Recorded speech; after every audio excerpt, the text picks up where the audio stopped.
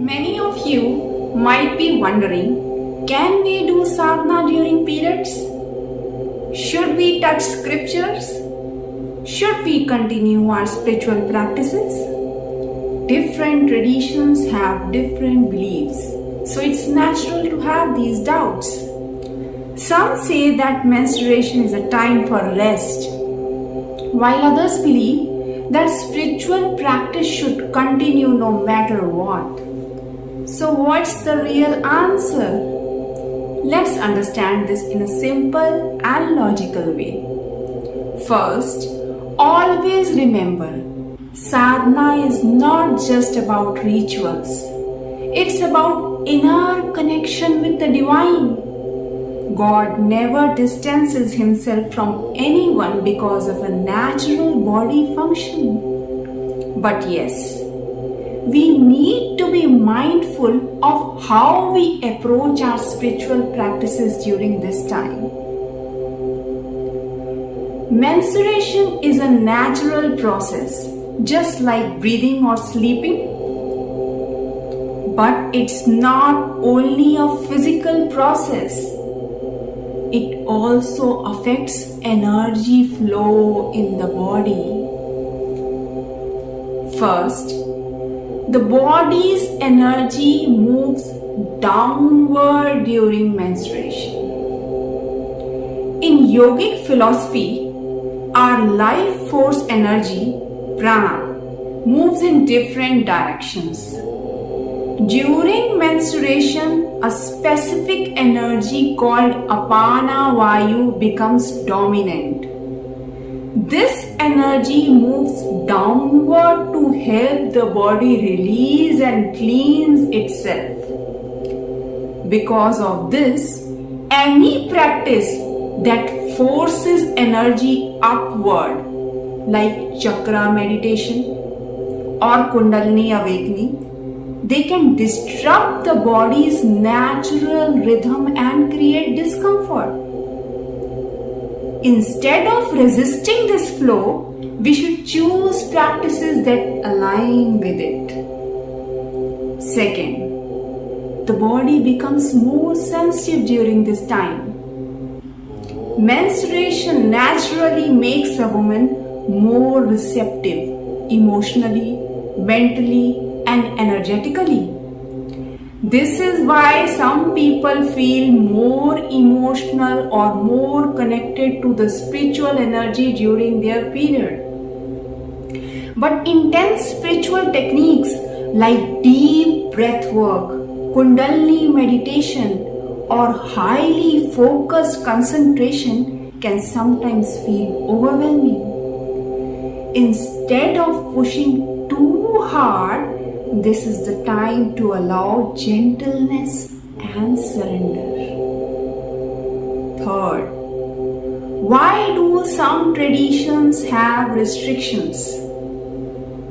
Many traditions say that women should not touch scriptures, do puja, or enter temples during periods.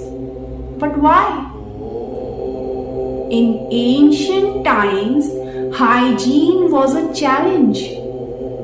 Without modern products, it was difficult to maintain cleanliness, so women were given rest. It was meant for comfort, not exclusion. Instead of burdening women with rituals, they were encouraged to pause and focus on self-care. But over time, the meaning got misunderstood. Some people started treating it as impurity, which was never the original intent. So instead of seeing these customs as punishments, we should understand that they were originally meant to support women, not restrict them. So what kind of sadhana should be avoided during periods? Since the body is already in cleaning and downward energy state, certain intense spiritual practices should be avoided. First, Avoid chakra meditation or kundalini sadhana. These practices are meant to awaken and move energy upward. But during menstruation, the body is naturally moving energy downward. So, forcing it upward can create discomforts, headaches, or emotional imbalance. Now, a better choice is gentle devotional practices that allow natural energy flow. Second, we should avoid powerful pranayama, breathing techniques, breath work like bhastrika, forceful breath, kapalabhati, rapid exhalations, and long breath retention. They generate internal heat and pushes energy upward. Now, this can disturb the body's natural rhythm, leading to dizziness, fatigue, or discomfort. Now, a better choice is gentle breath awareness, simply observing the breath without force. Third, avoid certain yoga postures. Some yoga poses, especially inversions, headstands, shoulder stands, and intense core exercises go against the natural energy flow. These poses reverse upon Vayu's natural downward movement and may cause discomfort. A better choice is gentle stretching, walking, or sitting in a comfortable posture for meditation. Avoid deep or forceful meditation. Some meditation techniques require intense focus and internal heat, which can cause mental strain or emotional overwhelm during this sensitive time. They can distract from the natural state of surrender and ease that body seeks. A better choice is relaxing, heart-centered meditation that brings peace without effort. Now, what kind of sadhana is best during periods? Instead of stopping sadhana completely, we can adapt it to support both our spiritual progress and our body's needs. First, Bhakti Sadhana, devotion-based practices, is the best choice. Singing bhajans, listening to kirtans, or simply feeling love for the divine keeps us spiritually connected. Second, mental japa, silent chanting, is a great alternative. If your tradition advises not to touch the mala, you can chant mentally. Chanting with the heart and mind is just as meaningful. Third, listening to spiritual discourses. It keeps the mind uplifted. Instead of reading scriptures, you can listen to pravachnas, audiobooks, or spiritual talks. This way, you continue learning in a way that honors tradition.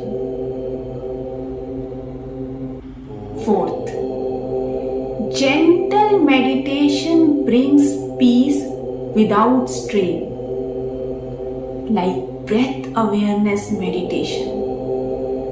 Simply observing the breath, it brings calmness loving kindness meditation, sending gratitude and love to oneself and the divine.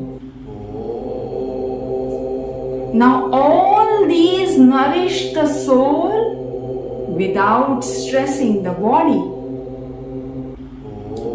Some people believe that God becomes distant during menstruation. But think, does a mother reject her child when they are unwell? The divine is all loving and never separates from us because of the physical conditions. The restrictions were meant to offer rest, not create distance.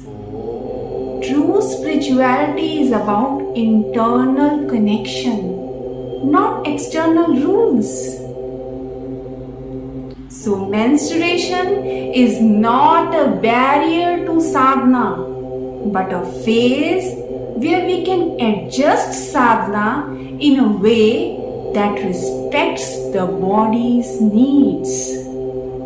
Now instead of asking, can I do sadhana during periods? Ask, which sadhana will best support me during this time? And the answer will always be a practice that maintains divine connection, a practice that honors the body's natural flow, a practice that nourishes both the heart and mind. Sadhana is not only about what we do, it's about the love and sincerity with which we do it.